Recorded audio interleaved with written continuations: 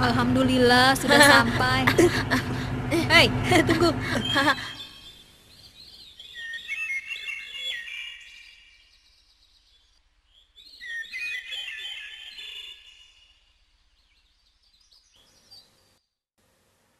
Assalamualaikum anak-anak.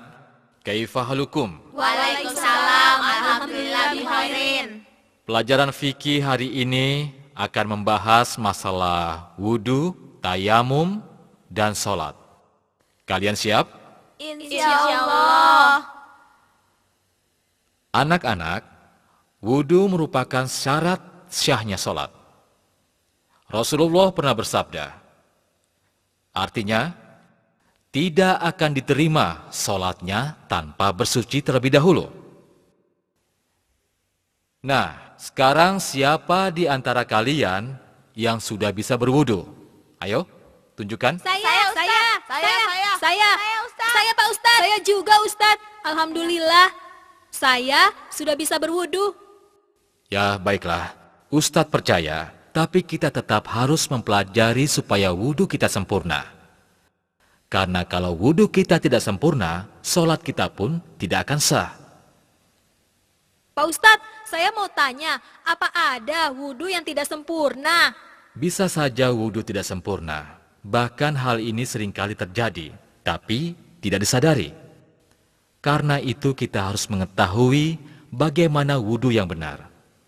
Apa saja yang membatalkan wudu. Dengan demikian, kita akan tahu apakah wudu kita benar atau salah. Nah, sekarang kalian perhatikan baik-baik. Inilah cara wudu yang benar. Sebagaimana yang diriwayatkan oleh Imam Bukhari. Tolong anak-anak, perhatikan baik-baik. Mula-mula membaca bismillah. Kemudian mencuci kedua telapak tangan masing-masing 3 kali.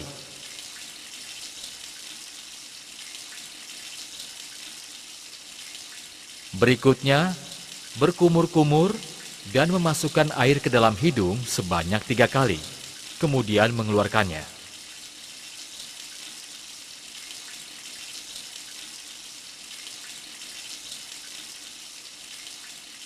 Setelah itu mencuci wajah sebanyak 3 kali.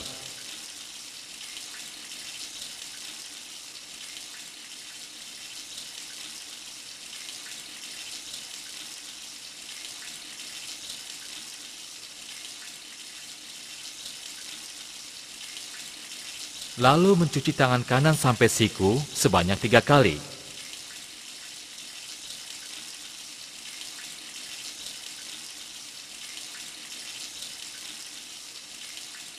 Kemudian tangan kiri sampai siku sebanyak 3 kali, saling bergantian. Seterusnya mengusap kepala dan mengusap telinga sebanyak 1 kali.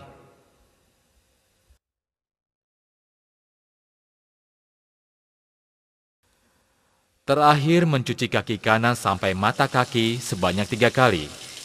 Kemudian kaki kiri sampai mata kaki sebanyak 3 kali. Saling bergantian.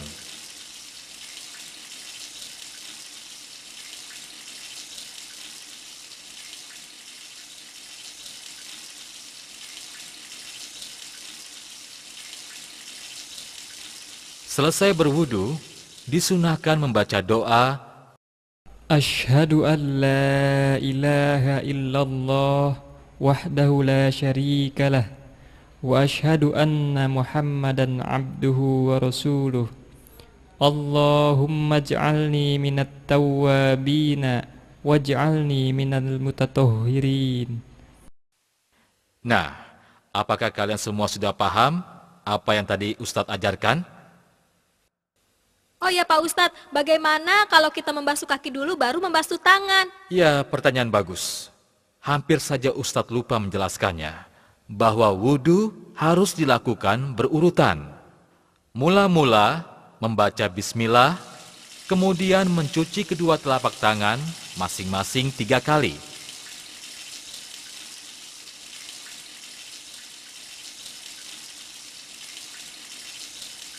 Berikutnya, berkumur-kumur dan memasukkan air ke dalam hidung sebanyak 3 kali, kemudian mengeluarkannya.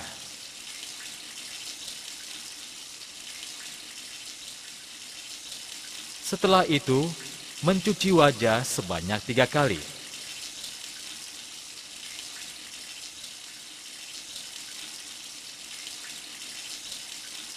Lalu mencuci tangan kanan sampai siku 3 kali.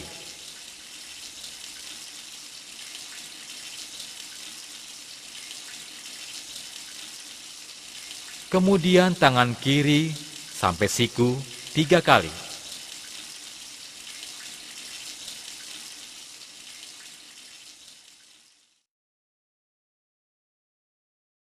Seterusnya mengusap kepala dan mengusap telinga sebanyak 1 kali.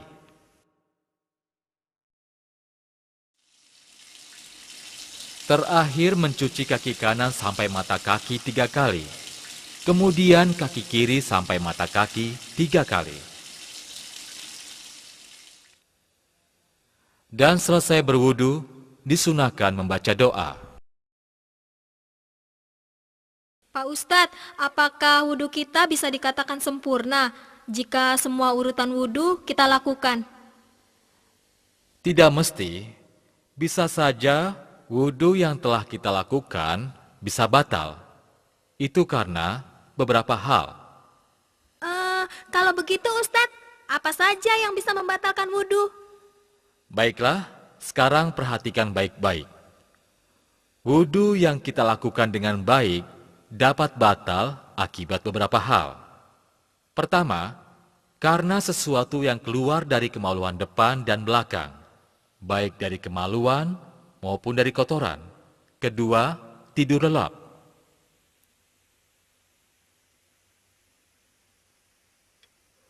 Ketiga, hilang akal atau gila. Keempat, memegang kemaluan tanpa penghalang disertai syahwat. Dan kelima, makan daging unta. Saya harap kalian semua dapat memahaminya dengan baik. Tapi Ustadz, bagaimana kalau tidak ada air? Ya, pertanyaan bagus. Jika tidak ada air, maka kita bisa tayamum dengan debu. Sebagaimana firman Allah. A'udzu billahi minasyaitonir rajim. Wa in kuntum marada aw ala safarin aw jaa ahadum minkum minal ghaiti aw lamastumun nisaa falam tajidu ma'an fatayammamu sa'idan tayyiban famsahu biwujuhikum wa aydikum min ma yuridullahu liyaj'ala 'alaikum min haraj walakin yuridu liyutahhirakum wa liyutimma ni'matahu 'alaikum la'allakum tashkurun. Al-Maidah ayat 6. Sesuai dengan ayat ini, maka kita bisa melakukan tayamum dengan cara menempelkan kedua telapak tangan ke tanah atau permukaan bumi yang berdebu, lalu meniupnya, kemudian mengusap muka dan kedua telapak tangan.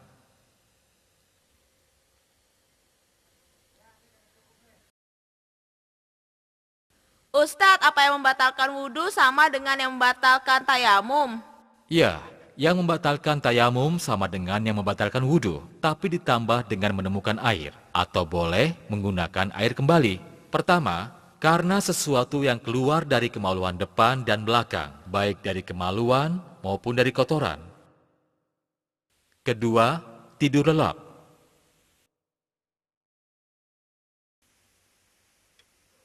Ketiga, hilang akal atau gila. Keempat, memegang kemaluan tanpa penghalang disertai syahwat. Dan kelima, makan daging unta. Ditambah dengan menemukan air. Alhamdulillah, kita telah menyelesaikan pelajaran wudhu dan tayamum. Semoga kalian dapat memahami dan mengamalkan dengan baik, sehingga menjadi anak yang soleh. Insyaallah.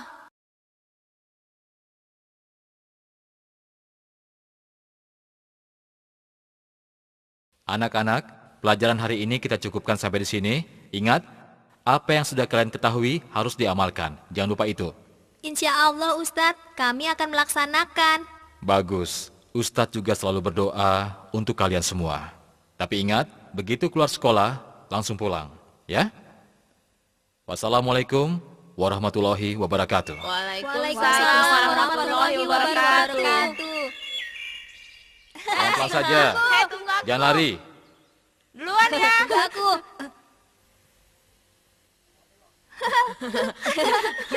Assalamualaikum Ustadz. Waalaikumsalam. Hati-hati. Jangan berisik. Ayo cepat, kamu aja. Ya, kamu aja.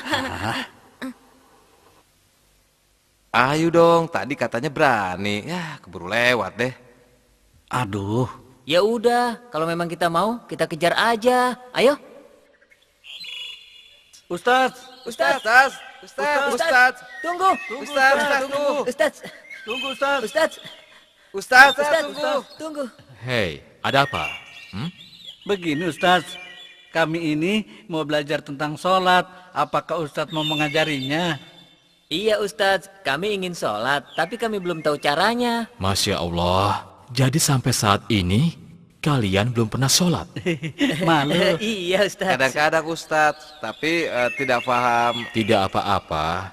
Yang penting sekarang, kalian bersungguh-sungguh mau sholat. Tidak main-main lagi. Karena ini semua penting untuk kalian. Sungguh Ustaz, saya serius. Iya Ustaz, kami benar-benar serius. Bisa belajar sekarang nggak Ustaz? Insya Allah bisa. Tapi jangan di sini. Bagaimana kalau kita ke taman kota? Karena menurut Ustadz, di sana lebih baik. Setuju, Ustadz.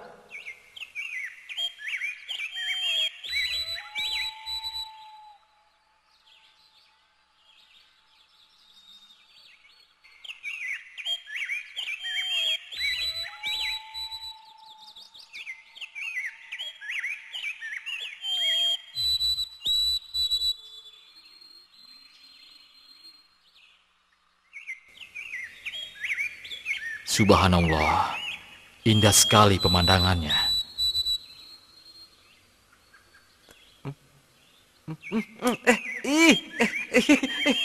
Kenapa sih kamu ini? Berisik saja. Geli tahu?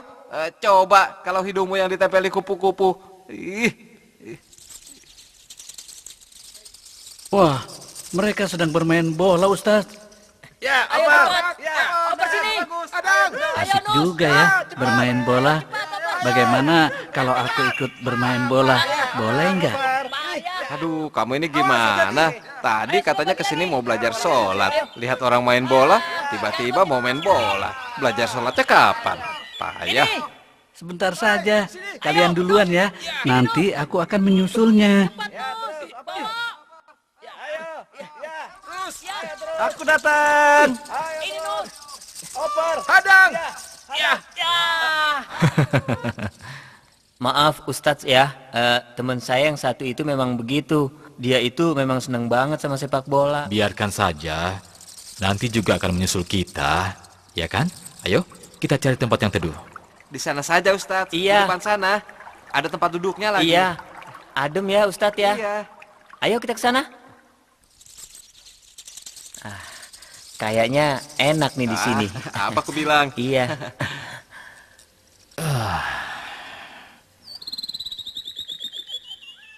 Tahyib kita mulai dari mana? Kalian sudah tahu kewajiban sholat 5 kali. Alhamdulillah Ustadz, kami tahu. Subuh 2 rakaat, zuhur 4 rakaat, asar 4 rakaat, maghrib 3 rakaat, dan isya 4 rakaat. Alhamdulillah. Wah, itu bagus sekali. Nah, karena kalian telah mengetahui tentang kewajiban sholat 5 waktu, sekarang kita mulai saja dari gerakan sholat. Sekarang, tolong kalian perhatikan baik-baik, ya. Pertama-tama, niat dalam hati untuk sholat yang akan dilaksanakan. Lalu berdiri tegak menghadap kiblat, sebagaimana hadis riwayat Imam Bukhari dan Muslim. Muka menghadap ke tempat sujud.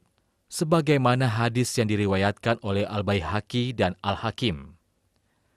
Jika menjadi imam atau sholat sendirian, maka harus meletakkan sutra atau pembatas di depan tempat sujud, sebagaimana hadis riwayat Al-Bukhari, Muslim, dan Huzaimah. Setelah itu melakukan takbiratul ihram dengan cara mengangkat kedua tangan sejajar dengan bahu, sebagaimana hadis riwayat Bukhari dan Nasai, atau sejajar telinga, sebagaimana hadis riwayat Bukhari, Nasai, dan Abu Daud, dengan jari-jari yang tidak digenggamkan, juga tidak direnggangkan, akan tetapi lurus ke atas, sebagaimana hadis riwayat Abu Daud dan Ibnu Huzaimah. Selanjutnya meletakkan tangan kanan di atas tangan kiri, sebagaimana hadis riwayat Muslim dan Abu Daud, atau menggenggam pergelangan tangan kiri. Hal ini didasari oleh hadis riwayat An-Nasai dan Ad-Daruqutni. Kedua tangan itu diletakkan di atas dada, seperti yang dinyatakan oleh sebuah hadis riwayat Ibnu Huzaimah, Abu Daud, dan Ahmad. Kemudian melakukan ruku yang didahului dengan takbir, seperti takbiratul ihram, sebagaimana hadis riwayat Al-Bukhari dan Muslim. Ruku dilakukan dengan cara meratakan punggung, sebagaimana hadis riwayat Ahmad dan Abu Daud, sambil menggenggamkan kedua telapak tangan di atas kedua lutut dengan jari-jari direnggangkan. Kepala tidak ditundukkan atau tidak terlalu menunduk. Memandang lurus ke tempat sujud, penuh tumaninah, sebagaimana hadis riwayat Ibnu Huzaimah. Setelah itu bangkit dari ruku hingga tegak, sambil melakukan takbir seperti takbiratul ihram. Gerakan selanjutnya adalah sujud. Sebelum sujud, terlebih dahulu mengucapkan takbir. Hadis riwayat Bukhari dan Muslim. Dalam hal ini, Rasulullah terkadang mengangkat tangan terlebih dahulu, sebagaimana riwayat Nasai dan Daruqutni, dan kadang-kadang mengucapkan takbir, langsung sujud tanpa mengangkat kedua tangan. Ketika sujud, Rasulullah meletakkan kedua tangan terlebih dahulu sebelum lutut, seperti yang dinyatakan dalam sebuah hadis riwayat Ibnu Huzaimah, Ad-Daruqutni, dan Al-Hakim. Telapak tangan menempel di tempat sujud dalam keadaan terbuka, tidak mengepal, jari-jari rapat, dan menghadap kiblat, serta diletakkan sejajar dengan bahu atau telinga, sebagaimana hadis Abu Daud dan Nasai, dengan sanad yang sahih. Saat sujud, 7 anggota badan, yaitu kening, hidung, kedua telapak tangan, kedua lutut, dan kedua ujung jari-jari kaki menyentuh lantai, sebagaimana hadis riwayat Bukhari dan Muslim. Sementara itu, posisi telapak kaki tegak dengan ujung jari jemari kaki menghadap kiblat, dan kedua tumit dirapatkan, berdasarkan hadis riwayat Ibnu Huzaimah. Kemudian bangkit dari sujud dengan mengucapkan takbir, sesuai hadis riwayat Al-Bukhari dan Muslim. Kemudian duduk iftiros, dengan bertumpu di atas telapak kaki kiri dan menegakkan telapak kaki kanan, atau dengan cara duduk dengan menegakkan kedua telapak kaki dan merapatkan tumit kedua kaki, serta menghadapkan seluruh jari kaki ke arah kiblat, sebagaimana hadis riwayat Muslim. Sedangkan posisi tangan di atas paha dengan ujung-ujung jari tangan pada lutut, atau meletakkan tangan kanan di atas lutut kanan dan tangan kiri di atas lutut kiri, seolah-olah menggenggamnya. Setelah selesai duduk iftiros, lakukan sujud kedua, seraya bertakbir seperti yang dinyatakan dalam hadis riwayat Bukhari dan Muslim. Kemudian bangkit dari sujud sambil mengucapkan takbir. Hal ini berdasarkan hadis riwayat Muslim dan Al-Bukhari. Lalu duduk sejenak atau disebut duduk istirahat. Setelah itu bangkit untuk melakukan rakaat berikutnya, dengan telapak tangan mengepal, sebagaimana hadis riwayat Al-Baihaqi dengan sanad yang sahih, atau bangkit dengan membuka telapak tangan dan jari-jari menghadap kiblat. Pada rakaat kedua, dilakukan seperti gerakan pada rakaat pertama. Demikian dengan ruku, sujud, duduk iftiros, dan juga sujud kedua. Setelah sujud kedua, pada rakaat kedua, melakukan tasyahud awal dengan cara duduk seperti duduk iftiros. Tangan kiri seperti posisi saat duduk iftiros, dan tangan kanan menggenggam jari kelingking dan jari manis, menautkan jari tengah dengan ibu jari, serta menggerak-gerakkan jari telunjuk, sebagaimana hadis riwayat Abu Daud, Ibnu Hibban dalam sahihnya. Berdasarkan hadis riwayat Muslim dan Ibnu Huzaimah, pada saat tasyahud, telunjuk diacungkan ke kiblat, dan juga mengarahkan pandangan ke telunjuk, sebagaimana hadis riwayat Muslim dan Ibnu Huzaimah. Apabila sholat 4 atau 3 rakaat, seperti sholat zuhur, asar, maghrib, dan isya, maka setelah sujud kedua, pada rakaat terakhir, dilakukan tasyahud akhir dengan cara bertawaruk, yaitu menegakkan telapak kaki kanan dan menempatkan telapak kaki kiri di bawah betis kaki kanan dengan menjadikan lantai sebagai tempat bertumpu. Jika tidak mampu duduk tawaruk, maka boleh menjulurkan jari-jari kaki ke belakang, sebagaimana dinyatakan oleh hadis riwayat Muslim. Terakhir, sebagai penutup sholat adalah salam, yaitu menoleh ke arah kanan dengan mengucapkan Assalamualaikum warahmatullahi. Terkadang Rasulullah menambahkannya wabarakatuh, lalu menoleh ke arah kiri dengan mengucapkan Assalamualaikum warahmatullahi. Hal ini dinyatakan dalam hadis riwayat Muslim. Nah, itulah gerakan sholat yang benar. Bagaimana? Apakah kalian berdua telah mengerti? Iya, mengerti Ustadz. Alhamdulillah. Tapi doanya bagaimana Ustadz? Tidak apa-apa. Yang penting kalian bisa melakukan gerakan sholat dengan benar, tentunya sambil menghafal doa. Jika kalian mau, besok kita belajar doa atau bacaan sholat. Bagaimana? Oh iya Ustadz, mau. Kalau bisa dua-duanya. Hai adik-adik, ayo istirahat. Oh, rupanya sudah maghrib. Ayo anak-anak, kita siap-siap sholat ya. Kak, rupanya sudah azan ya? Betul. Ayo, siapa yang tahu itu suara azan apa? Azan maghrib. Bagus. Kalau begitu, sebaiknya sekarang kita cepat-cepat sholat. Yuk. Iya, sholat di mana Kak? Di sana kita berjamaah dengan Ustadz. Ustadz, tunggu. Ustadz, tunggu Kita mau ikut sholat. Ustadz. Tunggu Ustadz. Tunggu Ustadz. Iya, kami Kita mau mau ikut sholat. sholat. Iya. Ustadz, kita ngambil air wudhunya di mana? Di depan sana kan ada sungai. Jadi kita akan berwudu di sana.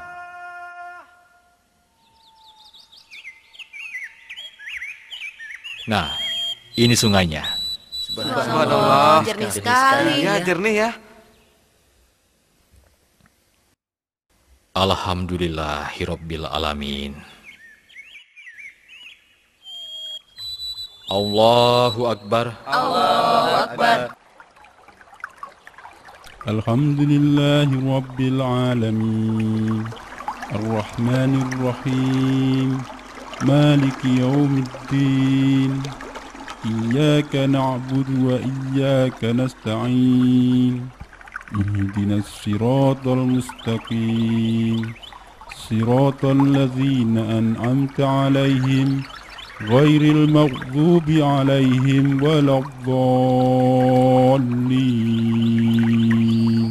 Amin.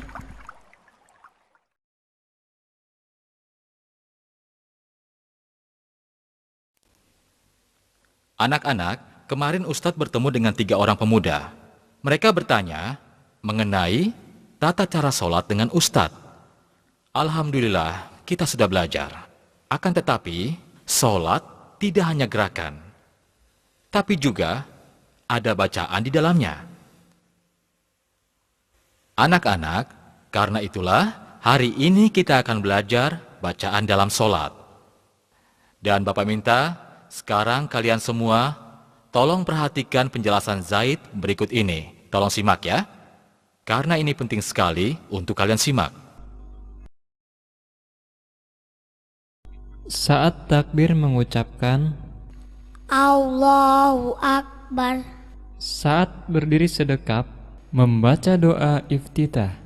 Allahumma ba'id baini wa baina khotoyaya kama ba'adta bainal masriqi wal maghrib.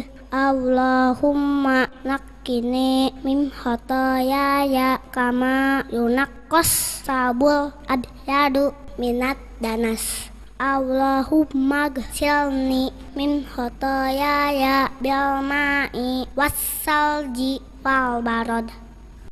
Lalu membaca, A'udzu billahi minasyaitonir rajim min hamzihi wa nafthihi wa nafthihi. kemudian membaca surat Al-Fatihah. Bismillahirrahmanirrahim. Alhamdulillahi rabbil alamin. Ar-Rahmanir-Rahim. Maliki yaumiddin. Iyyaka na'budu wa iyyaka nasta'in. Ihdinas siratal mustaqim. Siratal ladzina an'amta 'alaihim ghairil maghdubi 'alaihim waladdallin. Setelah itu membaca ayat atau surat Al-Quran. Misalnya, Bismillahirrahmanirrahim. Qul huwallahu ahad. Allahus samad. Lam yalid wa lam yulad wa lam yakul lahu kufuwan ahad.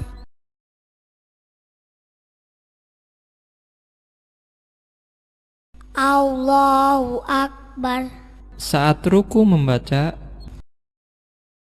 Subhana rabbiyal azimi wa bihamdih. Subhana rabbiyal azimi wa bihamdih. Subhana rabbiyal azimi wa bihamdih. saat bangkit dari ruku, ketika mengangkat tangan, mengucapkan, Sami'allahu liman hamidah. saat berdiri tegak, membaca, Rabbana walakal hamdu. Allahu akbar. Allahu akbar.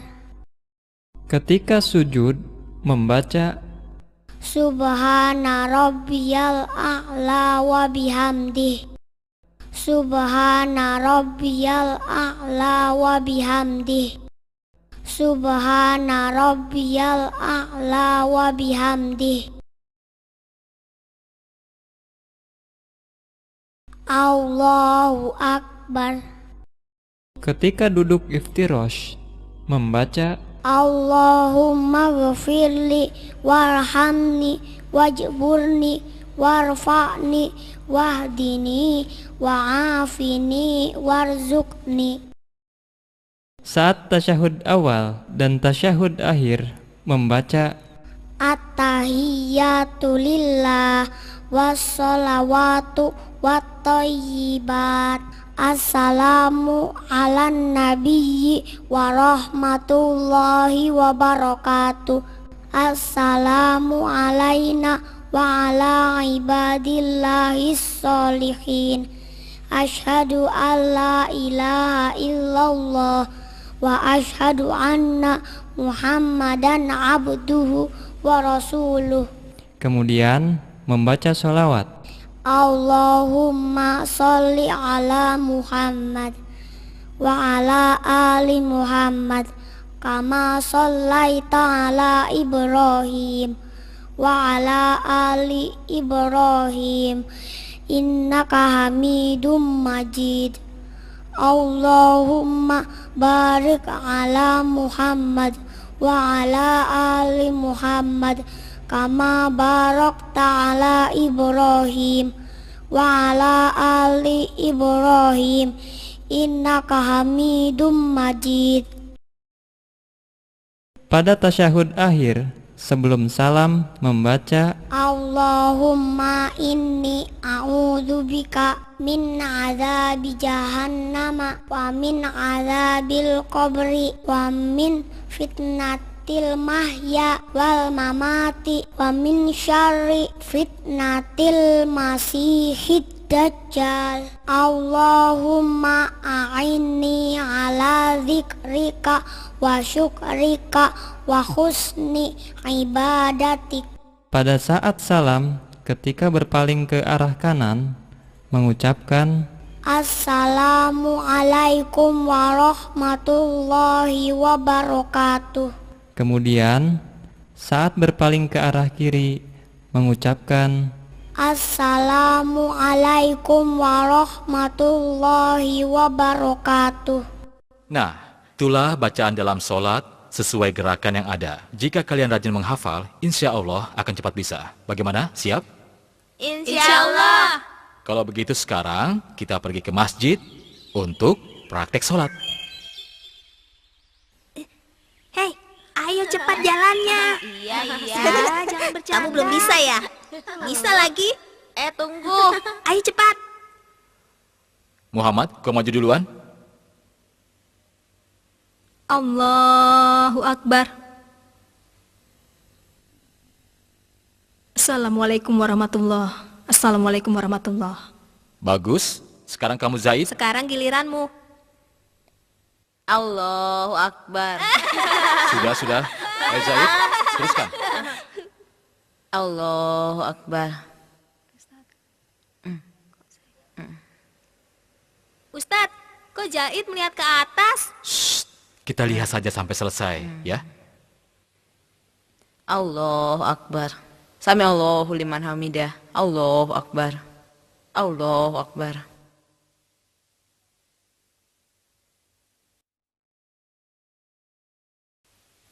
Ustadz, kok begitu? Itu kan salah. Iya, masa rukunya begitu? Ya, kalian benar. Sholat Zaid memang salah. Tapi tidak apa-apa, karena Zaid baru belajar. Dan insya Allah nanti tidak akan salah lagi. Nah, anak-anak, coba sekarang sebutkan kesalahan Zaid. Pertama, takbirnya tidak sempurna. Telapak tangannya tidak menghadap kiblat. Lalu, sidekapnya tidak di dada. Terus pandangannya tidak ke tempat sujud.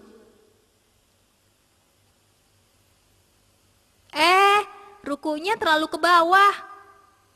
Terus, sujudnya terlalu rapat antara tangan dan badan. Bahkan kakinya diangkat. Lalu, duduk iftirosnya seperti ekor ikan hiu. Bagus, tapi kalian tidak boleh mengejek Zaid. Karena Zaid masih belajar. Dan lagi pula, kesalahan dalam sholat tidak hanya itu. Ustadz, memangnya masih ada kesalahan lagi? Kesalahan dalam sholat yang dilakukan Zaid? Ya, masih sangat banyak. Dan anehnya, banyak orang yang tidak sadar. Misalnya, saat berdiri, kedua telapak kakinya membuka ke kiri dan ke kanan. Seharusnya, antara tumit dan ujung jarinya lurus ke depan. Tidak boleh membuka terlalu lebar. Ya, seperti ini. Ustadz, saya mau tanya. Kalau waktu takbir, tangannya di atas kepala, bukannya salah? Iya, pertanyaannya bagus sekali. Tolong dengarkan baik-baik ya. Takbir dengan mengangkat tangan terlalu tinggi juga salah. Ya. Demikian juga dengan takbir yang telapak tangannya menghadap ke badan bukan ke kiblat, seharusnya mengangkat kedua tangan sejajar dengan bahu atau telinga dengan tidak merenggangkan atau merapatkan. Contohnya seperti ini. Oh iya Ustadz, apa selain itu masih ada lagi nggak gerakan sholat yang salah? Ya, masih. Misalnya saat sedekap. Banyak orang melakukan dengan meletakkan tangan di perut. Ada juga yang seperti orang kedinginan. Terus ada lagi yang meletakkan tangannya di samping kiri. Semua itu salah. Seharusnya meletakkan kedua tangannya di dada. Seperti ini contohnya. Bagaimana? Sudah jelas? Nah, anak-anak, sekarang siapa yang bisa menunjukkan kesalahan dalam ruku dan sujud? Ayo, siapa yang bisa? Saya Ustadz. Saya tahu kesalahan dalam ruku dan sujud. Ruku yang salah adalah punggungnya ke atas, tidak lurus dengan kepala, atau terlalu ke bawah, dan tangannya tidak memegang lutut. Melihat ke depan. Seharusnya punggung lurus dengan kepala dan melihat tempat sujud.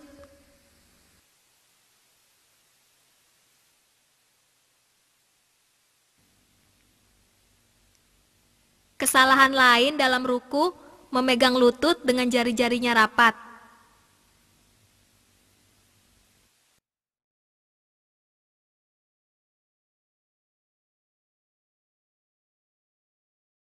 Seharusnya direnggangkan.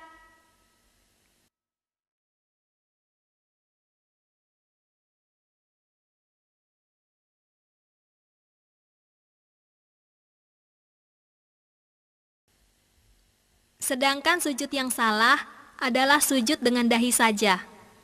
Hidung dan bibirnya tidak menyentuh lantai. Sujud dengan tangan mengepal. Sujud dengan tangan yang sangat rapat ke badan.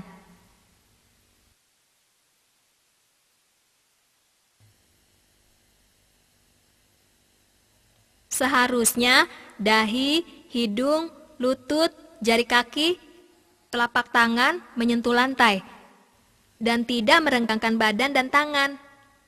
Kesalahan lainnya saat duduk iftirosh menumpuk dua telapak kaki. Alhamdulillah, kalian memang cerdas. Tapi jangan berhenti belajar dan bertanya ya. Karena masih banyak hal lagi yang tidak diketahui oleh masyarakat. Misalnya, sholat dengan posisi yang sangat jauh dari sutra atau pembatas di depan. Bisa berupa dinding, tiang, atau apa saja yang bisa kita jadikan pembatas di depan kita sewaktu kita sholat. Jika pembatas tersebut sangat jauh, maka memungkinkan seseorang lewat di depan kita. Tapi kalau kita sholat berdiri di atas pembatas atau shaf, kemungkinan seseorang tidak akan lewat di depan kita. Ini harus kita perhatikan baik-baik. Terus Pak Ustadz, kalau jarak sutra dekat, tapi masih ada yang lewat, bagaimana Pak Ustadz? Pertanyaan yang bagus. Masalah ini banyak yang tidak memahami. Banyak orang yang membiarkan begitu saja saat ada orang yang melintas di depannya. Saat ia sholat, dan ini adalah salah besar. Kita harus menghormati orang yang sedang sholat. Jadi kita tidak boleh melewatinya saat dia sedang sholat. Seharusnya ia menghadang dengan tangan hingga orang tersebut tidak bisa lewat. Nah, Ustadz rasa kita telah banyak belajar hari ini. Mudah-mudahan saja kalian dapat mengingatnya, dan yang terpenting adalah mengamalkannya. Tidak terasa waktu zuhur sudah masuk. Oh iya Ahmad, tolong kamu azan, ya. Allahu Akbar, Allahu Akbar, Allahu Akbar, Allahu Akbar. Asyhadu an la ilaha illallah. Asyhadu an la ilaha illallah. Asyhadu anna Muhammadar Rasulullah. Ayo anak-anak, sekarang luruskan barisan, kaki rapat, karena barisan yang lurus merupakan bagian dari kesempurnaan sholat. Ya?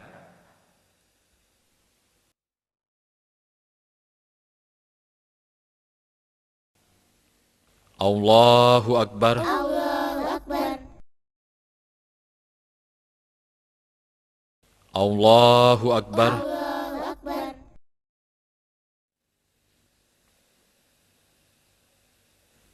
Sami Allahu liman hamidah. Rabbana walakal hamdu. Allahu Akbar. Allahu Akbar.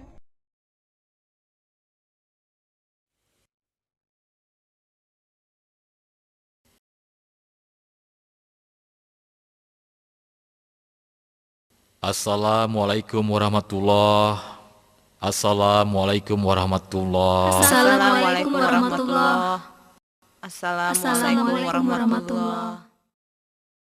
Allahumma ighfir lil muslimina wal muslimat al-ahya'i minhum wal amwat innaka sami'un qaribun mujibud da'wat.